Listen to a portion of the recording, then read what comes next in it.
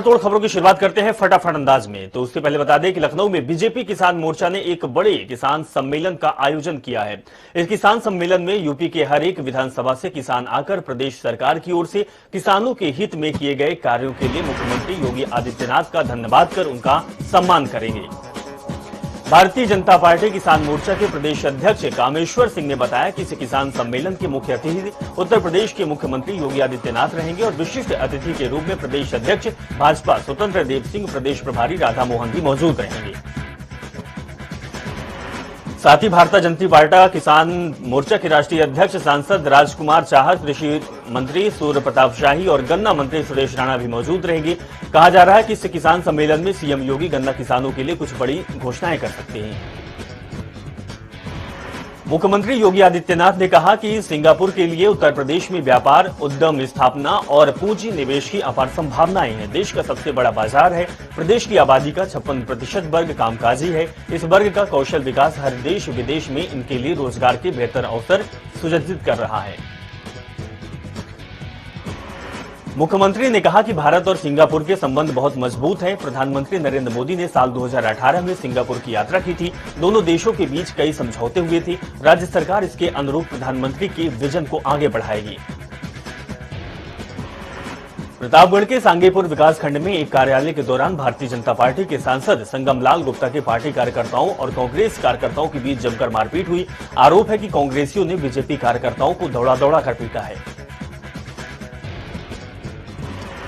इसके बाद सांसद संगम लाल गुप्ता की कई गाड़ियों को पथराव और लाठी डंडे से क्षतिग्रस्त कर दिया और साथ में मारपीट की इस घटना में कई कार्यकर्ता और पुलिस के कई लोग घायल होने की सूचना मिली। दरअसल आयोजित आरोग्य मेले में बीजेपी सांसद के पहुंचने पर यह पूरा हंगामा हुआ। इस कार्यक्रम में मुख्य अतिथि के रूप में कांग्रेस के दिग्गज नेता प्रमोद तिवारी और विधायक आराधना मिश्रा मोना पहुंचे थे, लेकिन दोनों दलों बीजेपी समर्थकों और कांग्रेस समर्थकों के बीच जमकर मारपीट हुई और अफरा तफरी का माहौल बन गया। आरोप है कि कांग्रेसियों की संख्या अधिक होने के कारण भाजपाइयों को दौड़ा दौड़ा कर पीटा गया। तो वहीं भाजपा सांसद से मारपीट मामले में कांग्रेस नेता प्रमोद तिवारी, विधायक आराधना मिश्रा उर्फ सुमोना समेत 27 नामजद और 50 अज्ञात के खिलाफ हत्या के प्रयास समेत गंभीर धाराओं में मुकदमा दर्ज किया गया है। विदेश व्यापार विभाग एपीडी और एमएसएमई की ओर से वाणिज्य उत्सव कार्यक्रम का आयोजन होगा। सिगरा स्थित रुद्राक्ष में आयोजित कार्यक्रम की मुख्य अतिथि केंद्रीय वाणिज्य एवं उद्योग राज्य मंत्री अनुप्रिया पटेल होंगी। कार्यक्रम में निर्यात को प्रोत्साहन के लिए केंद्रीय मंत्री निर्यातकों को संबोधित करेंगी। वहीं निर्यात से संबंधित कई विभागों के अधिकारी निर्माताओं की योजनाओं की जानकारी देंगे। विशिष्ट अतिथि के रूप में सूबे के राज्य मंत्री स्वतंत्र प्रभार रविंद्र जायसवाल भी मौजूद रहेंगे। अयोध्या में राम की पौड़ी से 7 अक्टूबर को शुरू होकर बस्ती और गोरखपुर जाने वाली कांग्रेस पार्टी की प्रतिज्ञा यात्रा की तैयारी के संबंध में पार्टी कार्यालय कमला नेहरू भवन बैठक आयोजित की गई। इसकी अध्यक्षता जिला अध्यक्ष अखिलेश यादव और संचालन जिला उपाध्यक्ष अनिल सिंह ने किया। इस यात्रा में प्रदेश प्रभारी प्रियंका गांधी के भी शामिल होने के आसार हैं। तैयारी बैठक को संबोधित करते हुए प्रदेश सचिव जनपद प्रभारी हनुमंत विश्वकर्मा ने कहा कि प्रतिज्ञा यात्रा के रूट एवं प्वाइंट पर समस्त कांग्रेस जनों की जिम्मेदारी तय की गई है।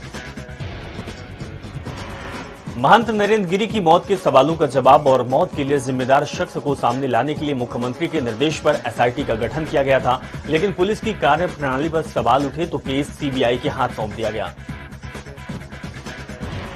एसआईटी की विवेचना अभी लंबित है और इसके पहले ही सीबीआई ने एफआईआर दर्ज कर केस अपने हाथों में लिया। ऐसे में एसआईटी और सीबीआई की विवेचना से पहले दिन अंतर साफ नजर आया। सीबीआई की टीम ने जांच में कोई जल्दबाजी नहीं दिखाई, बल्कि हर छोटे से छोटे पहलू पर वैज्ञानिक दृष्टि से ध्यान देती दिखाई दी।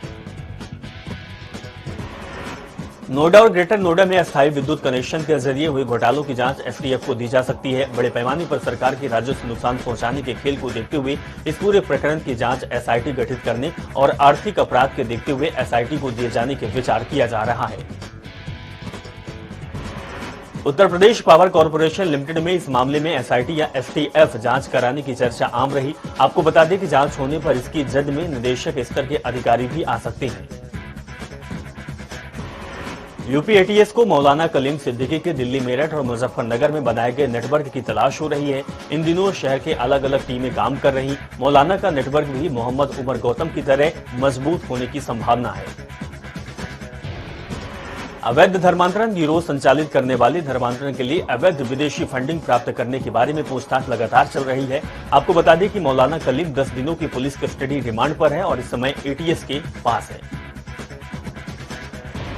शारदीय नवरात्र के अवसर पर दूसरी बार लक्ष्मण किला के प्रांगण में प्रस्तावित फिल्मी कलाकारों की ओर से अभिनीत रामलीला मंचन में माता शबरी की भूमिका निभाने के लिए प्रसिद्ध लोक गायिका पद्मश्री मालिनी अवस्थी ने अपना सहमति प्रदान कर दी है।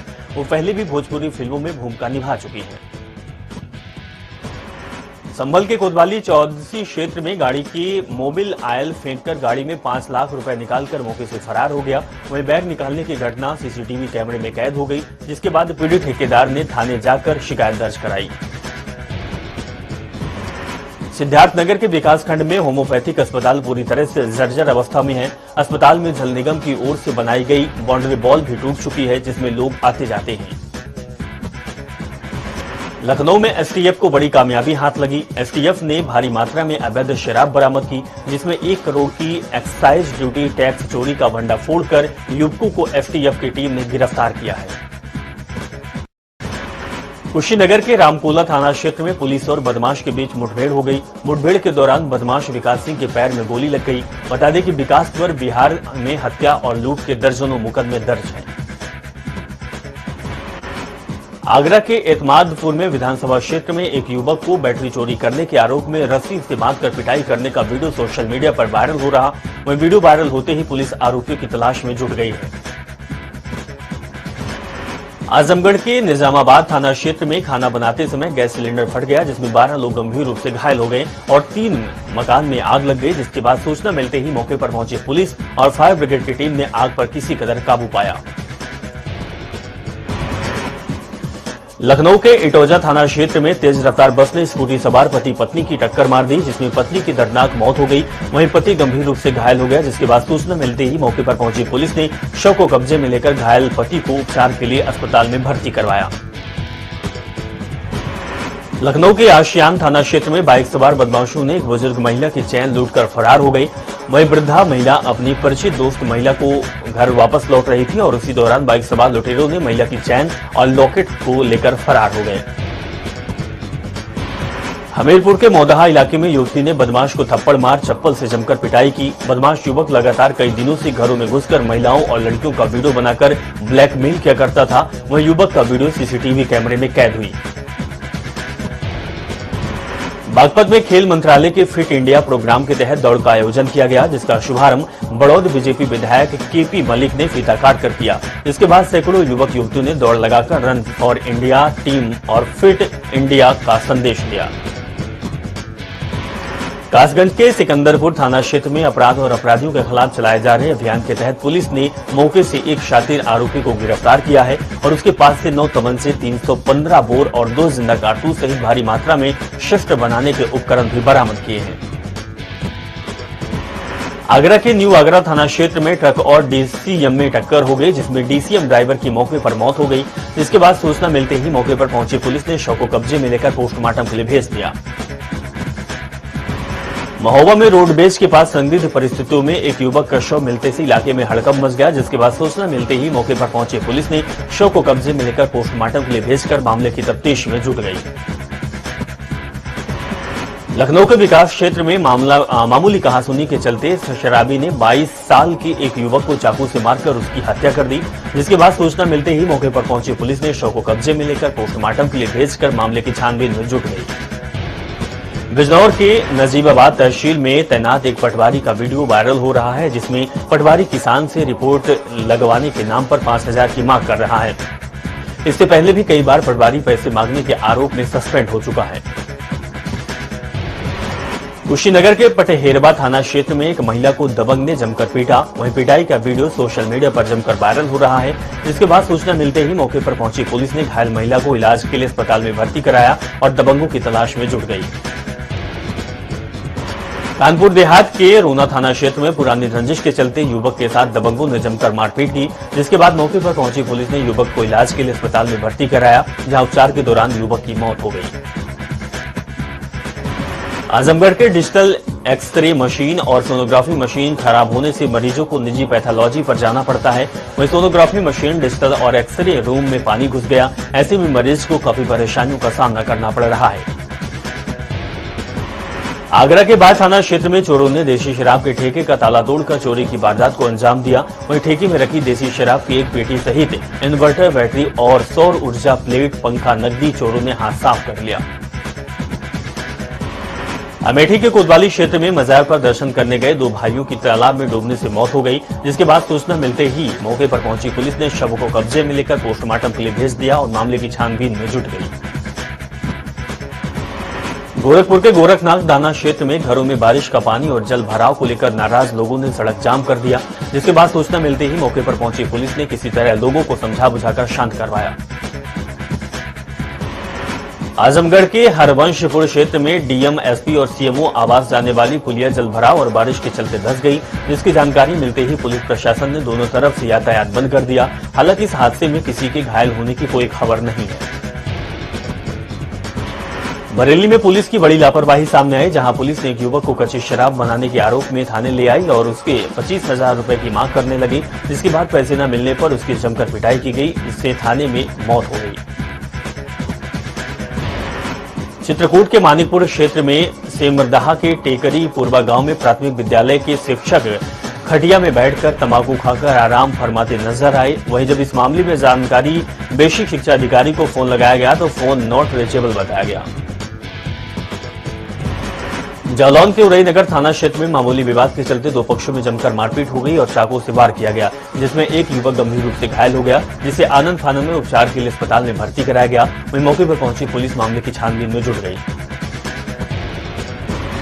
अमरोहा के नौगांव थाना क्षेत्र में पिछले कई दिनों से तेंदुओं ने क्षेत्र में दहशत फैला रखी है, जिसके बाद पिछले एक सप्ताह से वन विभाग ने तेंदुओं को पकड़ने के लिए पिंजरा लगा रखा था। वहीं देर रात तेंदुआ पिंजरे में आकर फंस गया। भाजपा महिला मोर्चा की 2 दिवसीय राष्ट्रीय कार्य समिति की बैठक रविवार को देहरादून के पैसिफिक होटल में आयोजित की जा रही है। शनिवार को प्रदेश पार्टी कार्यालय में मोर्चा की राष्ट्रीय महामंत्री दीप्ति रावत ने पत्रकार वार्ता में पूरी जानकारी साझा की। मुख्यमंत्री पुष्कर सिंह धामी उद्घाटन सत्र में मुख्य वक्ता होंगे और जानकारी के मुताबिक आज शाम सभी प्रतिनिधियों को ऋषिकेश में गंगा आरती में दर्शन कराए जाएंगे। 27 सितंबर को समग्र बैठक 4 सत्रों में होगी। कार्यक्रम में केंद्रीय मंत्री दर्शना जरशोद भी शामिल रहेंगी। उत्तराखंड में अरविंद केजरीवाल की रोजगार गारंटी को घर घर तक पहुंचाने के लिए कर्नल रिटायर्ड कोठियाल ने शनिवार से रोजगार गारंटी यात्रा की शुरुआत कर दी है। आप नेता अजय कोठियाल ने लोगों को संबोधित करते हुए कहा कि उत्तराखंड राज्य बनने के बाद सत्ता में आई भाजपा और कांग्रेस जनता की मूलभूत समस्याओं का समाधान करने में पूरी तरह विफल रही। यही कारण है कि आज उत्तराखंड का प्रत्येक व्यक्ति अपने बच्चों के भविष्य के प्रति चिंतित दिखाई दे रहा है। कर्नल अजय कोठियाल ने कहा है कि इस सिस्टम में भ्रष्टाचार और चोरी भीतर तक समा चुकी है। उत्तराखंड के युवाओं में गजब की शक्ति है, जहां महिलाओं और बुजुर्गों में गजब का जज्बा भी देखने को मिल रहा है। आज उत्तराखंड में पल्स पोलियो अभियान चलाया जा रहा। हरिद्वार के तहसील में 644 बूथों पर 1 लाख बच्चों को पोलियो की दवा पिलाने का लक्ष्य रखा गया। शनिवार को एसडीएम पूरन सिंह राणा तैयारियों की समीक्षा की। उन्होंने कहा कि अभियान में किसी भी तरह की लापरवाही बर्दाश्त नहीं की जाएगी। एसडीएम पूरन सिंह राणा ने अभियान को सफल बनाने के लिए शनिवार को चिकित्सा अधिकारी और सीएससी प्रभारियों की बैठक ली। उन्होंने कहा कि राष्ट्रीय अभियान में सभी ड्यूटी अधिकारी और कर्मचारी अपनी जिम्मेदारी निभाएंगे। उन्होंने कहा कि बीएचएल के 47 बूथ बनाए गए हैं, जहां 1926 बच्चों को दवा पिलाई जानी है। हरिद्वार तहसील क्षेत्र में 644 बूथों पर 5 साल की उम्र के 1 लाख बच्चों को पोलियो की दवा पिलाई जाएगी। तीनों कृषि कानून वापस करने सहित अन्य मांगों को लेकर किसानों ने शनिवार को उत्तराखंड की राजधानी देहरादून में हुंकार भरी। सैकड़ों किसान ट्रैक्टर ट्रॉली में सवार होकर प्रदर्शन के लिए निकले, लेकिन पुलिस ने उनके वाहनों को पटेल नगर बाजार चौकी पर रोक दिया। यहां से किसान पैदल कर डीएम ऑफिस तक पहुंचे।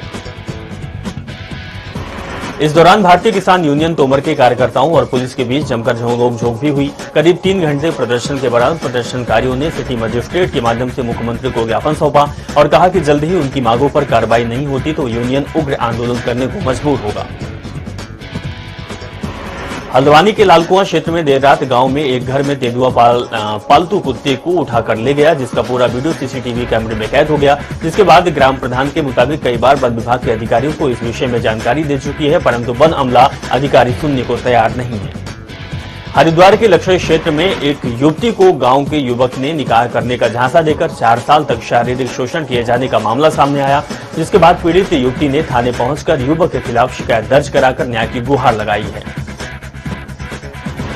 मथुरा के कोसी कला क्षेत्र में मामूली विवाद में 2 पक्षों में जमकर मारपीट हुई, लाठी डंडे चले और हथियार भी चले, जिसमें एक युवक की मौत हो गई, वहीं करीब आधा दर्जन लोग घायल हो गए। जिसके बाद मौके पर पहुंची पुलिस ने सभी घायलों को इलाज के लिए अस्पताल में भर्ती कराया। हल्द्वानी के भोटिया पड़ाव चौकी क्षेत्र में तिकोनिया स्थित मीडिया सेंटर और उसके आसपास के घर में चोरों ने ताला तोड़कर चोरी की वारदात को अंजाम दिया और मौके से फरार हो गई। इसके बाद सूचना मिलते ही मौके पर पहुंची पुलिस ने मामले की छानबीन में जुट गई। हरिद्वार के लक्ष्य क्षेत्र में जेके टावर फैक्ट्री के श्रमिकों और प्रबंधन के बीच वेतनमान त्रिवर्षीय समझौता को लेकर विवाद चला और विवाद बढ़ गया। श्रमिकों ने डीएलसी के एग्रीमेंट निर्माण को गलत बताते हुए फैक्ट्री गेट पर प्रदर्शन किया और अनिश्चितकालीन धरना शुरू कर दिया। चलिए बता दें, एक बड़ी खबर आ रही है लखनऊ से, जहां पर अब योगी कैबिनेट का विस्तार होना है। आज बता दें कि खबर सामने आ रही है कि शाम 6 बजे मंत्रिमंडल का विस्तार हो सकता है। सूत्रों से जानकारी सामने आ रही है 7 नए चेहरे मंत्रिमंडल में शामिल हो सकते हैं। तो बहुत पहले से कयास लगाए जा रहे थे कि मंत्रिमंडल का विस्तार होना है। अब योगी मंत्रिमंडल में 7 लोग और शामिल हो सकते हैं। शाम 6 बजे मंत्रिमंडल का विस्तार हो सकता है, 7 नए चेहरे शामिल हो सकते हैं। राज्यपाल आनंदीबेन पटेल 2 बजे लखनऊ राजधानी पहुंच जाएगी। इन चेहरों की बात करें तो जितिन प्रसाद, संगीता बिंदु हो सकते हैं शामिल, वहीं दिनेश खटीक, कर्मवीर प्रजापति भी बन सकते हैं मंत्री।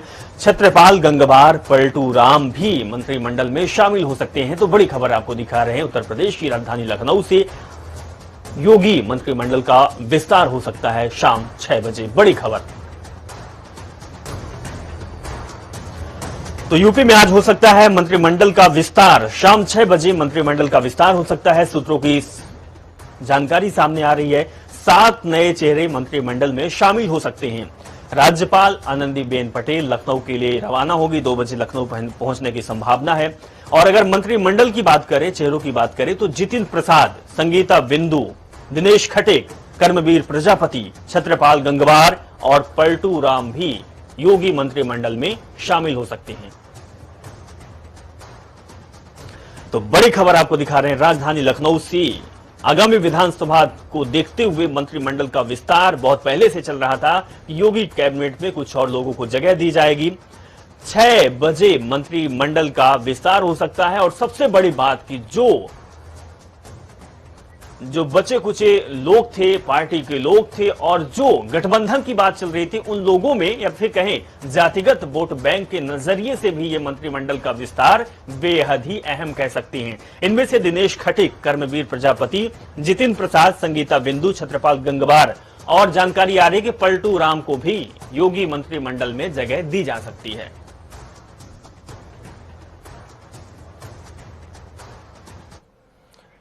तो फिर लौटते हैं आपके साथ अपडेट के साथ। फिलहाल इस बुलेटिन में बस इतना ही। देखते रहिए जनता टीवी। नमस्कार।